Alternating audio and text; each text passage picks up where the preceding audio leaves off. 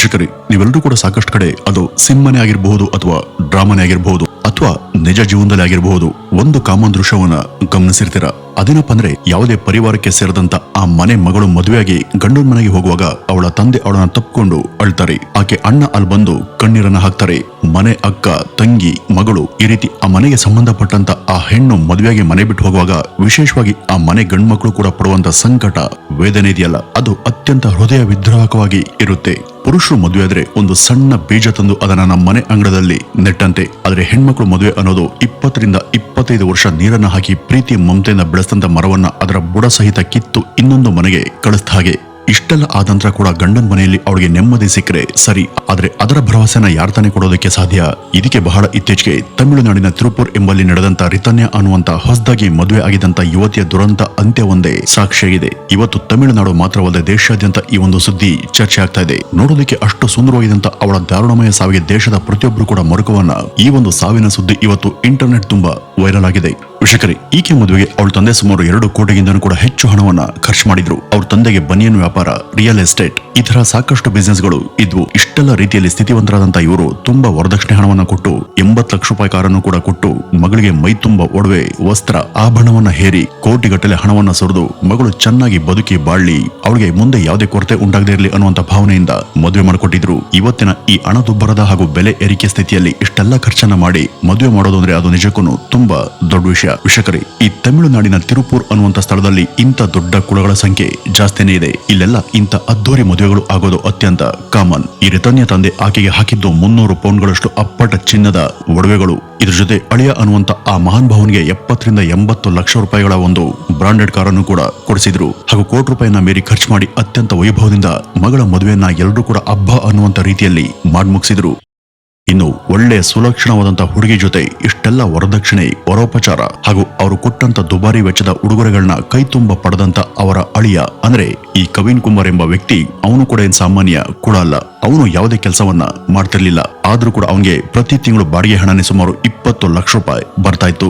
ಜೊತೆಗೆ family business ಕೂಡ ಇತ್ತು. ಹಾಗೂ ಇವರು ಸುಮಾರು 4 ಕೋಟಿ ವೆಚ್ಚದ ಭವ್ಯವಾದಂತಹ ಒಂದು ಬಂಗಲೆಯನ್ನು ಕೂಡ ಹೊಂದಿದ್ರು. ಇಂತಹ ಒಂದು ದೊಡ್ಡ ಅನುಕೂಲಸ್ಥ ಪರಿವಾರಕ್ಕೆ ನಮ್ಮ ಮಗಳನ್ನ ಅದ್ದೂರಿಯಾಗಿ ಮದುವೆ ಮಾಡಿಕೊಟ್ರೆ ಅಲ್ಲಿ ಮಗಳು ತುಂಬಾ ಸುಖದಿಂದ ಜೀವನ ಮಾಡ್ತಾಳೆ. ಈ ಒಂದು ಮದುವೆಯನ್ನ ಮಾಡ್ಕೊಟ್ಟಿದ್ದಕ್ಕೂ ನಮ್ಗೆ ಸಾರ್ಥಕತೆ ಸಿಗುತ್ತೆ ಅಂತ ಸಾವಿರಾರು ಕನಸು ಹಾಗೂ ಸುಂದರ ನಿರೀಕ್ಷೆಗಳಿಂದ ಆ ಮದುವೆನ ಅವರು ಮಾಡ್ಕೊಟ್ಟಿದ್ರು. ಆದ್ರೆ ಈ ತಂದೆ ತಾಯಿಗಳ ಆ ಕನಸುಗಳೆಲ್ಲ ಬಹಳ ಬೇಗ ಸುಟ್ಟು ಬೂದಿ ಆಗ್ತವೆ ಅಂತ ಅವ್ರಿಗೆ ಗೊತ್ತಿರಲಿಲ್ಲ. ಈ ರಿತನ್ಯಾ ಮದುವೆಯಾಗಿ ಗಂಡನ ಮನೆಗೆ ಬಂದಾಗ ಮೊದಲೇ ಹಣಬಾಕ ಮನಸ್ಥಿತಿಯವರಾದಂತ ಆಕೆ ಗಂಡ, ಅತ್ತೆ, ಮಾವ ಇವರೆಲ್ಲ ಅವಳ ಮೈ ಮೇಲೆ ಹೇರಲಾಗಿದ್ದಂತ ಸುಮಾರು 300 ಪೌಂಡ್ ಒಡವೆಗಳನ್ನ ಅಳದು ಚೆಕ್ ಮಾಡಿ, ಇದ್ಯಾಕೆ ಇಷ್ಟು ಕಡಿಮೆ ಇದೆ, 500 ಪೌಂಡ್ ಚಿನ್ನ ಯಾಕೆ ಹಾಕಿಲ್ಲ, ಉಳಿದಂತ 200 ಪೌಂಡ್ ಚಿನ್ನ ಯಾವಾಗ ಹಾಕ್ತಾರಂತೆ ನಿಮ್ಮಪ್ಪ, ಆತನ್ಗೆ ಬೇಗ ಇನ್ನೂ ಕೂಡ ಉಳಿದಂತ 200 ಪೌಂಡ್ ಒಡವೆಯನ್ನ ಬೇಗ ಮಾಡಿಸ್ಕೊಡೋದಕ್ಕೆ ಹೇಳುವಂತ ಡೈನಿಂಗ್ ಟೇಬಲ್ ಸುತ್ತ ಕೂತು ಅವರೆಲ್ಲರೂ ಕೂಡ ರಣ ಹದ್ದುಗಳ ತರಹ ಅವಳಿಗೆ ಮೇಲಿಂದ ಮೇಲೆ ಟಾರ್ಚರ್ ಮಾಡಿದ್ದಾರೆ. ಆ ಮನೆಗೆ ಏನೇನು ಆಸೆ ಮತ್ತು ಕನಸುಗಳಿಂದ ಬಂದಿದಂತ ಅವಳಿಗೆ ಅದು ಮೇಲ್ನೋಟಕ್ಕೆ ಬಹಳ ಸುಂದರವಾಗಿ ಕಾಣ್ತಿದಂತ ನರಕ ಅನ್ನುವಂತ ಸಂಗತಿ ಗೊತ್ತಿರಲಿಲ್ಲ.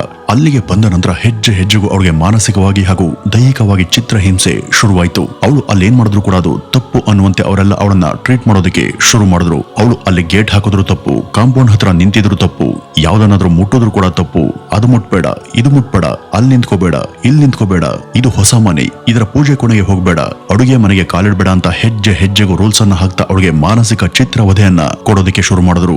ಇಲ್ಲಿ ಅವಳ ಯಮ ಯಾತನೆ ಎಷ್ಟು ಘೋರವಾಗಿತ್ತು ಅನ್ನೋದಕ್ಕೆ ಅವಳು ತಾನು ಸಾಯುವಂತ ಮುನ್ನ ತನ್ನ ಮನೆಗೆ ವಾಟ್ಸ್ಆಪ್ ನ ಮೂಲಕ ಕಳಿಸಿದಂತ ಒಂದು ಆಡಿಯೋ ಕ್ಲಿಪ್ ಒಂದು ಸ್ಪಷ್ಟವಾದಂತ ಸಾಕ್ಷಿ. ಗತಿಗೆಟ್ಟವ್ರ ಹಾಗೆ ಬಾಕಿ 200 ಪೌಂಡ್ ಚಿನ್ನವನ್ನ ನಿನ್ನ ತಂದೆಗೆ ಹೇಳಿ ತಗೊಂಡ್ ಬಾ ಅಂತ, ಅಥವಾ ಅದಕ್ಕೆ ತಗುಲುವಂತ ಹಣವನ್ನ ನಮ್ಗೆ ತಂದ್ಕೊಡು ಅಂತ ಪೀಡಿಸೋದಿಕ್ಕೆ ಶುರು ಮಾಡಿದ್ರು. ಇಷ್ಟಕ್ಕೂ ರಿತನ್ಯಾ ಅನ್ನುವಂತ ಆ ಹೆಣ್ಣು ಯಾವುದೇ ತಪ್ಪನ್ನ ಮಾಡಿರಲಿಲ್ಲ. 200 ಪೌಂಡ್ನಷ್ಟು ಚಿನ್ನ ಅವಳ ಮೈ ಮೇಲೆ ಕಡಿಮೆ ಇದ್ದದೇ ಅವಳ ದೊಡ್ಡ ತಪ್ಪು ಅನ್ನುವಂತೆ ಅವರೆಲ್ಲ ನಿರ್ಧಾರ ಮಾಡಿದ್ರು.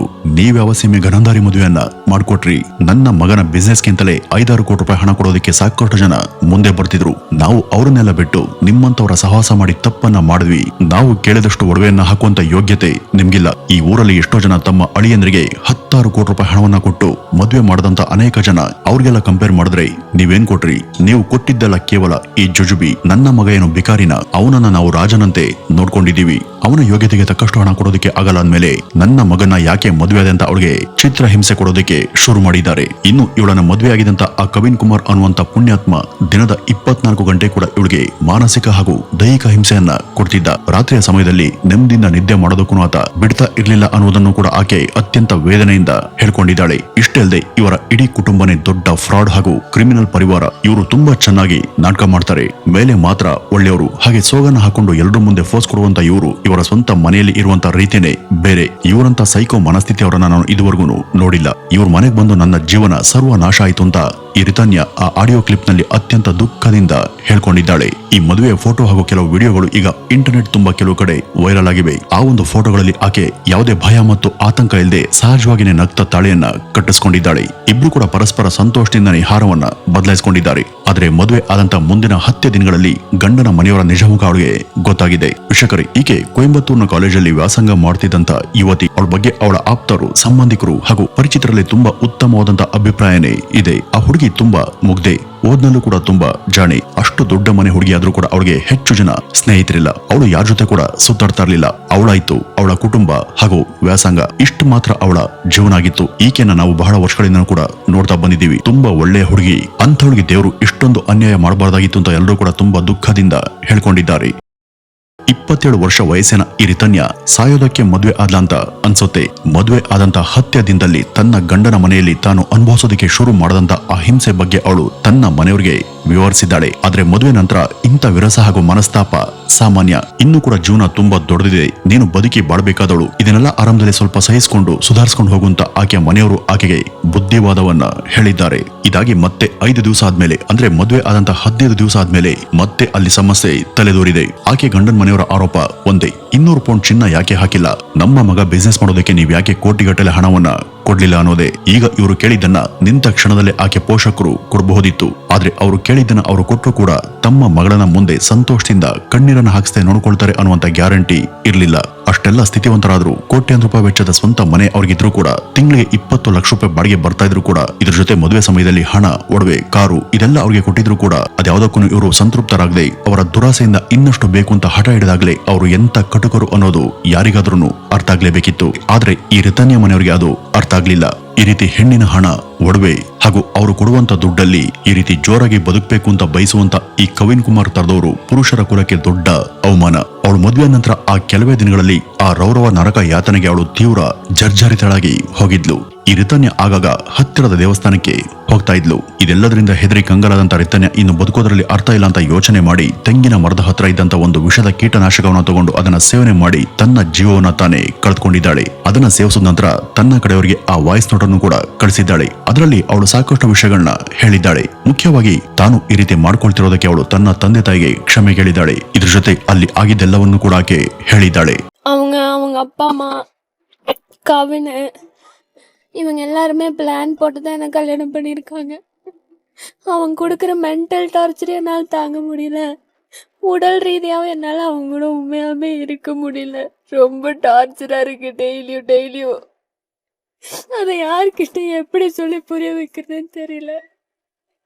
கேட்குற எல்லாருமே சகிச்சு போ, வாழ்க்கை இப்படிதான் இருக்கும், இன்னும் பார்க்க வேண்டியது நிறைய இருக்குன்னு தான் சொல்றாங்களே தவிர நான் எவ்வளவு பாதிக்கப்பட்டிருக்கேன்னு யாருமே புரிஞ்சுக்க மாட்டேங்கிறாங்க. ಇದ್ರ ಜೊತೆ ಆಕೆ ಇಲ್ಲಿ ತಿಳಿಸಿರುವಂತ ಇನ್ನೂ ಒಂದು ಮುಖ್ಯ ವಿಷಯ ಏನು ಅಂದ್ರೆ, ಈ ವಾಯ್ಸ್ ನೋಟ್ ಯಾಕೆ ರೆಕಾರ್ಡ್ ಮಾಡಿ ಕಳಿಸ್ತಾ ಇದ್ದೀನಿ ಅಂದ್ರೆ, ನಾನು ಇದನ್ನ ಕಳಿಸ್ತೇನೆ, ನನ್ನ ಜೀವವನ್ನ ತೆಗೆದುಕೊಂಡು ಬಿಡಬಹುದು. ಆದ್ರೆ ನಾನು ಹೋದ್ಮೇಲೆ ಜನ ಹಾಗೂ ಸಮಾಜ ಇದ್ರ ಬಗ್ಗೆ ಏನು ಕೂಡ ಗೊತ್ತಿಲ್ಲದೆ ಇದ್ರು ತಾವೇ ಏನೇನೋ ಕಥೆಗಳನ್ನ ಕಟ್ಟಿ ಎಲ್ಲಾ ಕಡೆ ಪ್ರಚಾರವನ್ನ ಮಾಡ್ತಾರೆ. ಅವರು ನನ್ನ ವ್ಯಕ್ತಿತ್ವದ ತೇಜೋವಧೆ ಮಾಡೋದ್ರ ಜೊತೆಗೆ ನನ್ನ ಕುಟುಂಬದ ಬಗ್ಗೆ ಕೂಡ ಇಲ್ಲ ಸಲ್ಲದನ್ನ ಮಾತಾಡಿ ತಲೆ ತಗ್ಗಿಸುವಂತೆ ಮಾಡ್ತಾರೆ. ಹೀಗಾಗಿ ಈ ರೀತಿ ಯಾವತ್ತೂ ಕೂಡ ಆಗ್ಬಾರ್ದು ಅನ್ನುವಂತ ಉದ್ದೇಶದಿಂದ ನಾನು ಈ ರೀತಿ ರೆಕಾರ್ಡ್ ಮಾಡಿ ಇದನ್ನೆಲ್ಲ ಕಳಿಸ್ತಾ ಇದ್ದೀನಿ ಅಂತ ಆಕೆ ಹೇಳಿದ್ಲು.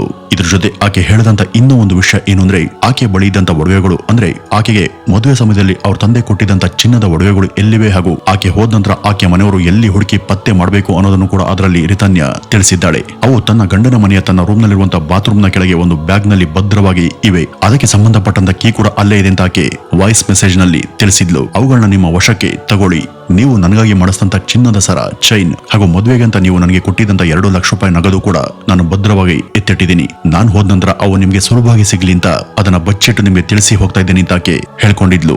ವಿಷಕರಿ ಇದನ್ನೆಲ್ಲ ಕೇಳಿದ್ರೆ ಒಂದು ಕ್ಷಣ ಮೈ ಕಂಪಿಸುತ್ತೆ. ಯಾವುದೇ ತಂದೆಗೂ ಕೂಡ ಇಂಥ ಒಂದು ದುಸ್ಸಂದರ್ಭ ಬರಬಾರ್ದು. ಈ ರಿತಾನ್ಯಳ ತಂದೆ ಬಗ್ಗೆ ಯೋಚನೆ ಮಾಡಿದ್ರೆ ಮನಸ್ಸು ತುಂಬಾ ಭಾರವಾಗುತ್ತೆ.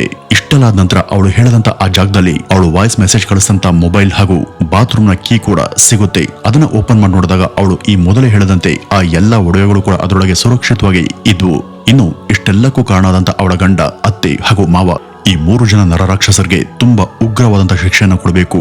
ಮುಂದೆ ನಮ್ಮ ದೇಶದಲ್ಲಿ ಯಾವ ಹೆಣ್ಣಿಗೂ ಈ ರೀತಿ ಸ್ಥಿತಿ ಬರಬಾರದು ಅಂತ ಶಿಕ್ಷೆಯನ್ನು ಅವರು ಕೂಡ ಇಂಥ ಜನ ಆಗ್ರಹಿಸುತ್ತಿದ್ದಾರೆ. ವೀಕ್ಷಕರಿ, ಈ ರೀತಿ ನೀವು ಮನ್ಸು ಮಾಡಿದ್ರೆ ಆಕೆಯ ಒಂದು ಕಂಪ್ಲೇಂಟ್ ಅನ್ನು ಕೊಟ್ಟು ಇವ್ರು 3 ಜನನು ಕೂಡ ಒಳಗಡೆ ಹಾಕಿಸಬಹುದಿತ್ತು. ಆದ್ರೆ ಆಕೆ ದೇವತೆ, ಆಕೆ ಇವರನ್ನ ಕ್ಷಮಿಸಿ ತನ್ನ ಪ್ರಾಣವನ್ನ ಕಳೆದುಕೊಂಡ್ಲು. ಒಟ್ಟಲ್ಲಿ ಈ ಒಂದು ಪ್ರಕರಣದಿಂದ ಈ ತಂದೆ ತಾಯಿಗಳು ಅರ್ಥ ಮಾಡ್ಕೋಬೇಕಾದದ್ದು ಏನು ಅಂದ್ರೆ, ಶ್ರೀಮಂತರು ಮನೆಗೆ ನಮ್ಮ ಮಗಳನ್ನ ಕೊಟ್ರೆ ಅವಳು ಚೆನ್ನಾಗಿರ್ತಾಳೆ, ಹಣ ಇರೋರ್ ಮನೆಗೆ ನಮ್ಮ ಮಗಳನ್ನ ಮದುವೆ ಮಾಡಿ ಕಳಿಸಿದ್ರೆ ಅವಳು ಜೀವನ ಪೂರ್ತಿ ಸಂತೋಷವಾಗಿ ಇರ್ತಾಳೆ ಅನ್ನುವಂತ ಆ ಕಲ್ಪನಾ ಲೋಕದಿಂದ ಎಲ್ಲರೂ ಕೂಡ ಹೊರಗೆ ಬರಬೇಕು. ಹುಡುಗ ಬಡವಾಗಿದ್ರು ಪರವಾಗಿಲ್ಲ, ಆತ ಗುಣವಂತ ಆಗಿದ್ರೆ ಸಾಕು ಅನ್ನುವಂತ ಮನಸ್ಥಿತಿಯನ್ನ ಎಲ್ಲ ತಂದೆ ತಾಯಿಗಳು ಕೂಡ ಬೆಳೆಸ್ಕೋಬೇಕು ಅಂತ ಹೇಳ್ತಾ ಈ ಒಂದು ವಿಡಿಯೋವನ್ನ ಇಲ್ಲಿಗೆ ಮುಗಿಸೋಣ. ಇನ್ನು ಈ ಒಂದು ಘಟನೆ ಬಗ್ಗೆ ನಿಮ್ಮ ಅನಿಸಿಕೆಯನ್ನ ತಪ್ಪದೆ ಕಮೆಂಟ್ ನ ಮೂಲಕ ತಿಳಿಸಿ. ನಮಸ್ಕಾರ.